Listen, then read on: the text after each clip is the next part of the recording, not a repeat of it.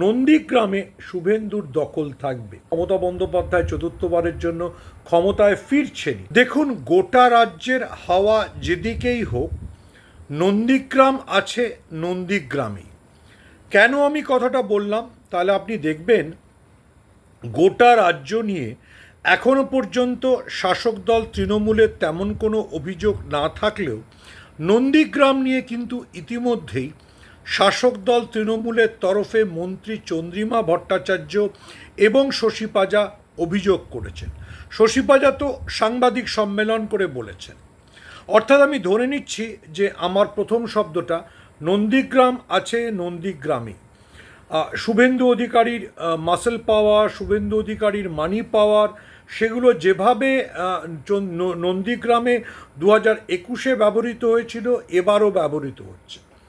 দেখুন, এবার গোটা রাজ্যেই একটা অভাবনীয় যুদ্ধ পরিস্থিতি তৈরি করে নির্বাচন কমিশন ভোট করছে।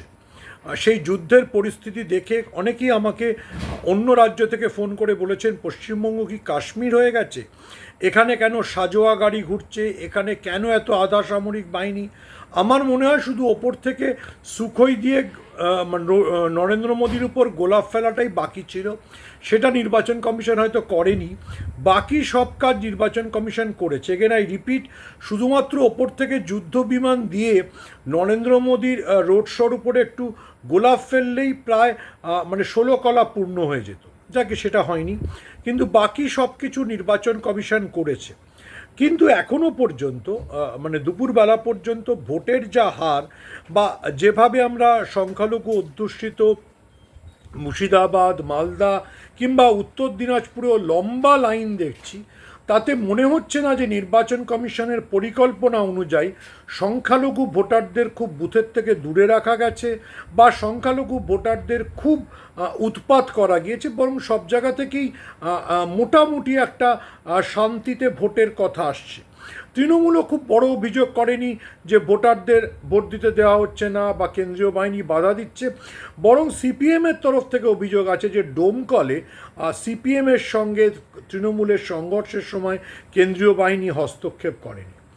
কিন্তু তাহলে আমি কেন বলছি যে নন্দীগ্রাম আছে নন্দীগ্রামেই? কারণ নন্দীগ্রাম থেকে কিন্তু শুধুই বিজেপির বিরুদ্ধে অভিযোগ। আমি আপনাদের মনে করিয়ে দিই যে 2021-এ এই নন্দীগ্রামে মমতা বন্দ্যোপাধ্যায় শুভেন্দু অধিকারীর কাছে ভোটে হেরে গিয়েছিলেন খুব স্বল্প ব্যবধানে, কিন্তু নির্বাচন কমিশনের ঘোষণা অনুযায়ী শুভেন্দু অধিকারী জিতেছিলেন। যদিও তৃণমূলের তরফে এবং মমতা বন্দ্যোপাধ্যায় বলেন যে লোডশেডিং করে তাকে হারানো হয়েছিল। কিন্তু মোদ্দা কথা যাই হোক, গোটা রাজ্যের ভোটের হাওয়াকে উল্টে দিয়ে 2021-এ নন্দীগ্রামে বিজেপির বিজয়কেতন উড়েছিল। এবারও আমার তাই ধারণা যে গোটা রাজ্যে বিজেপি তেমন কিছু না করতে পারলেও নন্দীগ্রামে শুভেন্দুর দখল থাকবে।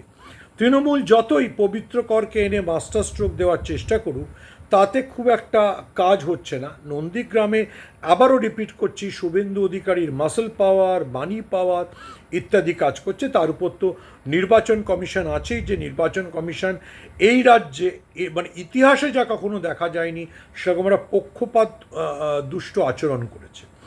আমি মনে করি রাষ্ট্রবিজ্ঞানের সামান্য ছাত্র হিসেবে যে পশ্চিমবঙ্গের এবারের নির্বাচন স্বাধীন ভারতের সবচেয়ে গুরুত্বপূর্ণ নির্বাচন।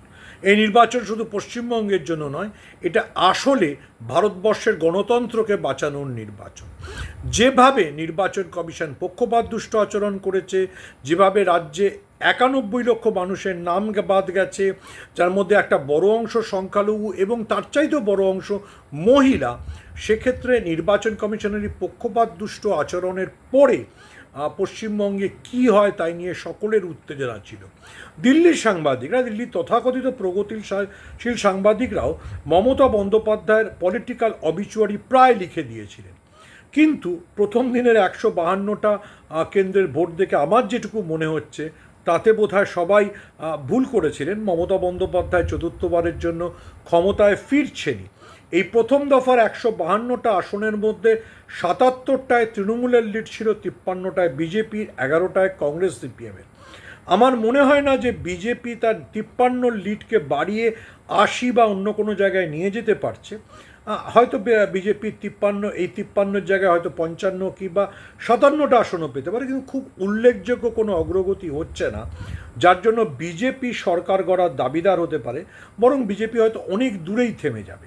মমতা বন্দ্যোপাধ্যায় তার ম্যাজিক অব্যাহত রাখছেন, কিন্তু নন্দীগ্রাম থাকছে নন্দীগ্রামই। নন্দীগ্রামে শুভেন্দু অধিকারী তার মাসল পাওয়ার, মানি পাওয়ার দিয়ে হয়তো নির্বাচন বার করে নেবে।